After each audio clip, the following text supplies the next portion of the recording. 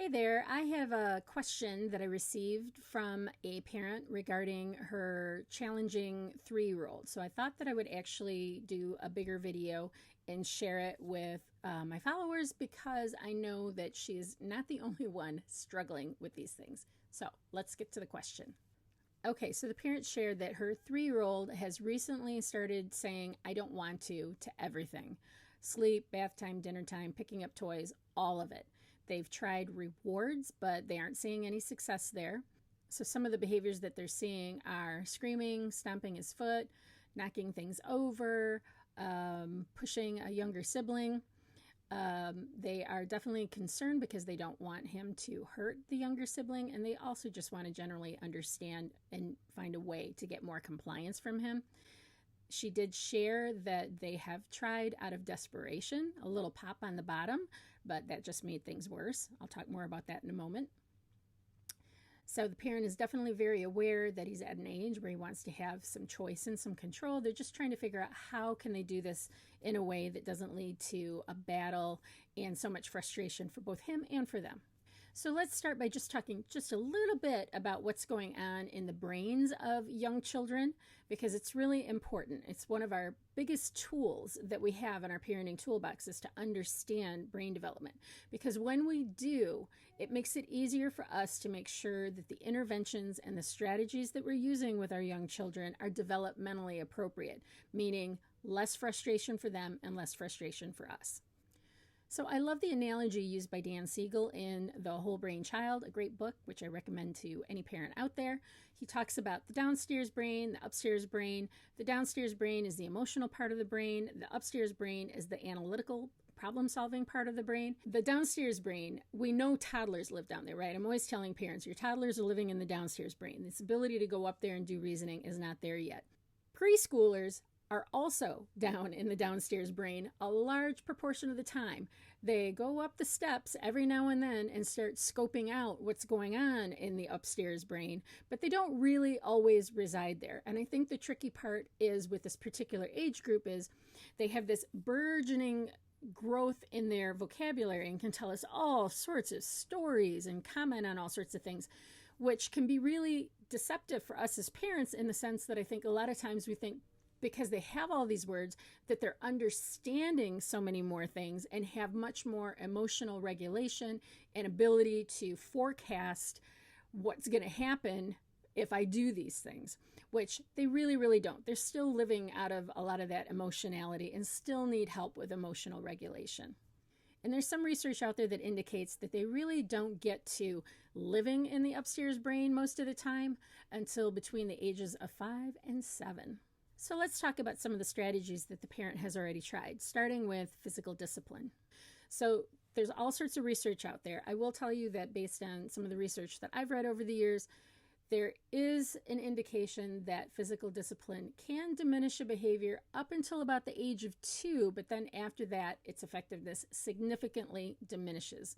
Now, am I saying that you should use physical discipline with your children? I'm going to give maybe my unpopular opinion here, but I do not believe in the use of physical discipline for young kids, or any kids for that matter, and let me tell you why. The core function of our brain is to stay safe, and that's why we have developed a fight or a flight response. Our biggest job as a parent is to keep our kids safe and help them feel safe. So I'm going to pose just one question to you. Have you ever felt safe with somebody who's hit you? I'm going to leave it there. Okay, so now let's move on and have a brief discussion of rewards.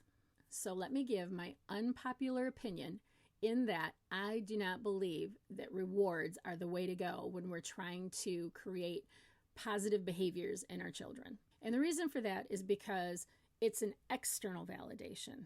We want our kids to make choices because it's just the right thing to do for them, for the community around them. We want them to internally validate and make those choices, not because I'm going to get something if I'm nice to my sister. We want it to be, I'm nice to my sister because that's how we operate in this family. We're kind to each other. We have gentle hands with each other. So rewards don't really help build that dialogue inside. We want them to feel good about the choices they're making because it's right for them. So let's talk about some strategies to address this kind of problematic behavior. All right, the first strategy I'm going to suggest is to fill his bucket more frequently during the day. I know, you're probably saying all sorts of great things to him, but whenever we say behavior go up, we need to up our one-on-one time with that little one, which I know can be a super hard thing to do with the chaotic schedules that families have nowadays. But an ounce of prevention is worth a pound worth of medicine. So the more you set time aside to do some one-on-one while he's going through this challenging phase, the less likely you're going to see these behaviors popping up. The next tip is to follow the 3 C's. Calm, connect, then correct. So given what I was saying a little bit earlier about brain development, we have to understand that when the brain is flooded with all of these emotions, the ability to hear and understand and comprehend what we're saying to them is just out the window. So the first thing we want to do is we want to calm. Once they've calmed down, then we're really going to do that connection of letting them know they're safe, they're loved, and all of that. Once they're in a better mood and there's maybe some time and distance between the incident that set them off, when they're in a good mood, that's when we talk about, hey, what happened back there? Wow, that looked like it was really hard for you. How can we work on this together? We get a lot more cooperation when we have difficult conversations when everybody's in a good mood. Now, we do have other videos on my YouTube channel, one in particular about how to help manage tantrums and meltdowns that I would suggest that you check out. Okay, so moving on, my next favorite strategy for this type of behavior would be the use of enforceable statements.